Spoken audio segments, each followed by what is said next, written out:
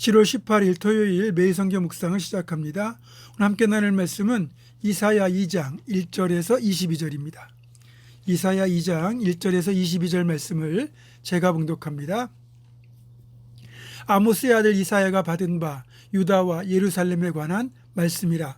말이래 여호와의 전의 산이 모든 산 꼭대기에 굳게 설 것이요 모든 작은 산 위에 뛰어나리니 만방이 그리로 모여들 것이라. 많은 백성이 가며 이르기를 오라 우리가 여호와의 산에 오르며 야곱의 하나님의 전에 이르자. 그가 그의 길을 우리에게 가르치실 것이라. 우리가 그 길로 행하리라 하리니 이는 율법이 시온에서부터 나올 것이요 여호와의 말씀이 예루살렘에서부터 나올 것임이니라.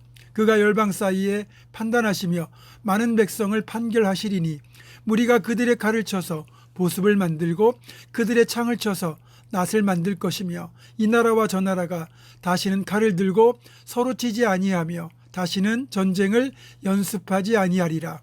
야곱 족속아 오라 우리가 여호와의 빛에 행하자. 주께서 주의 백성 야곱 족속을 버리셨음은 그들에게 동방 풍속이 가득하며 그들이 블레셋 사람들 같이 점을 치며 이방인과 더불어 손을 잡아 언약하였음이라.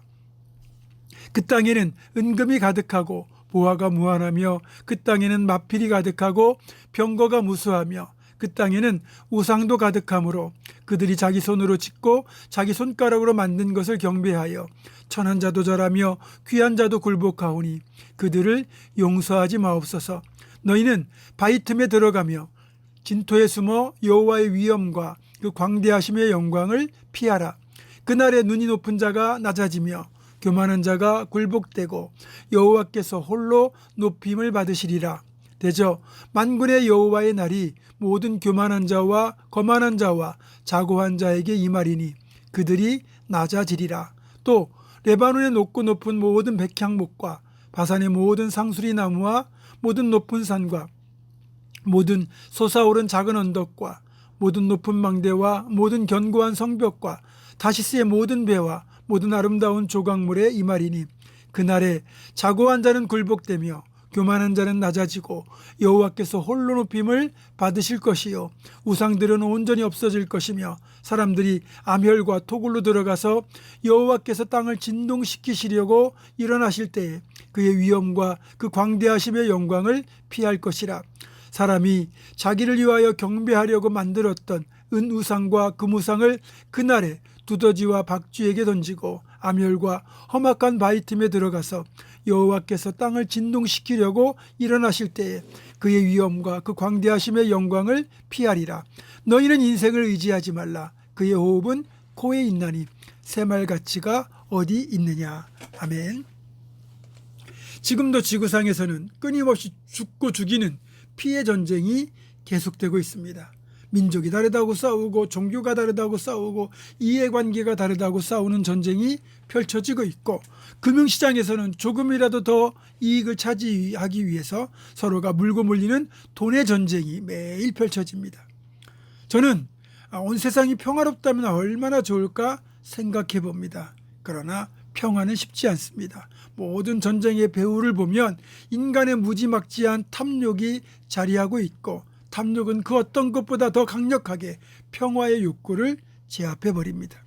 권력에 대한 욕구가 있는 사람은 권력을 차지하기 위해 남을 짓밟고 심지어 죽일 수도 있습니다. 내 민족의 안위를 위해서라면 다른 민족들은 어떻게 되든지 상관없습니다. 모든 것이 이기적인 관점에서 합리화가 되고 그것이 정의라는 이름으로 포장됩니다. 세계에서 가장 질이 좋은 다이아몬드는 아프리카 서부에 있는 시에라리온이라는 나라에서 생산되거든요. 이 시에라리온은 서울과 경기도 정도를 합쳐놓은 작은 크기의 나라인데 화산의 폭발과 함께 쏟아져 나온 수많은 다이아몬드가 정글과 진흙탕 속에 들어있다고 합니다. 이런 다이아몬드를 차지하기 위해 수많은 시에라리온 국민이 희생되었고 또 추악한 탐욕으로 인해 피를 흘리는 일이 부지기수였습니다. 그래서 거기서 생산된 다이아몬드는 그런 피를 머금고 있다고 해서 블러드 다이아몬드라고 불립니다. 아름다움의 대명사인 다이아몬드는 그저 탐욕의 화신일 뿐입니다. 그리고 그 어떤 힘도 물질도 노력까지도 이 땅의 진정한 평화를 가져올 수 없습니다. 오직 하나님만이, 이제는 예수 그리스도의 십자가로 인한 복음만이 진정한 평화를 열 수 있습니다. 우리 남한과 북한을 하나로 만드는 것, 이제는 거의 물 건너갔다고 봐야 되지요. 민족이라는 동질성도 상당 부분 훼손되었고, 또 젊은 사람들은 굳이 비싼 통일 비용을 들여서면서까지 통일을 해야 되는지 하는 의구심도 많습니다. 그리고 지금 남과 북 사이에는 이미 엄청난 문화적, 경제적, 정치적 간극까지 존재하기 때문에 통일을 한다고 해도 후유증이 만만치 않을 겁니다. 그럼에도 이런 남과 북을 하나로 묶어줄 수 있는 유일한 길은 예수 그리스도의 복음밖에 없습니다. 오직 복음만이 모든 이해관계를 초월하여 역사할 수 있는 능력이 있기 때문입니다. 그래서 저 북한 땅의 동포들을 구원하는 것은 먹을 걸 주는 게 아니라 거기에 함께 복음을 전해야 하는 겁니다. 오늘 보면 이사야 2장은 말일에, 여호와의 날에, 그날에, 일어나실 때에 등등의 표현을 통해서 하나님의 나라인 평화의 나라가 도래할 것을 이야기하고 있습니다. 진정한 샬롬의 세계가 임하는 건 하나님의 임재와 함께 이루어지는 것임을 말하고 있는 거죠. 우리가 꿈꾸는 에덴의 진정한 회복입니다. 하나님의 나라 샬롬이 임하게 되면 사라지는 몇 가지가 있겠죠. 그건 바로 전쟁이 사라지고 미움과 다툼이 사라진다는 겁니다. 그 과정에서 전쟁용 살상 도구였던 칼과 창이 평화로운 농사용 도구인 낫이 되고 보습으로 바뀐다는 겁니다. 낫은 무엇인지 아시죠? 보습은 쟁기 끝에 끼워 사용하는 뾰족하게 생긴 농기구를 말합니다. 지금 우리나라가 한 해 국방 예산으로 쏟아붓는 비용만 해도 60조가 넘습니다. 만약 이 돈의 절반만이라도 교육과 복지에 투입해도 반값 등록금, 저소득층 지원, 북한 통일 비용 마련에 문제가 없어요. 하나님께서 우리의 간절한 소망을 복음의 역사를 통해 이루시고 남과 북 사이에 샬롬의 나라가 도래하게 해주신다면 얼마나 복된 일이 가져가겠습니까? 그래서 하나님이 22절에 분명하게 말씀하죠. 너희는 인생을 의지하지 말라. 아멘. 그렇습니다. 사람은 도움이 될 것처럼 보여도 도움이 될 수 없습니다. 물론 하나님께서 붙여주신 사람이라면 이야기가 다르겠지만 하나님이 붙여주신 사람이 아닌 내가 스스로 도움이 되겠다 싶어 의지하는 사람이라면 그것은 인생을 의지하는 것이 되는 겁니다.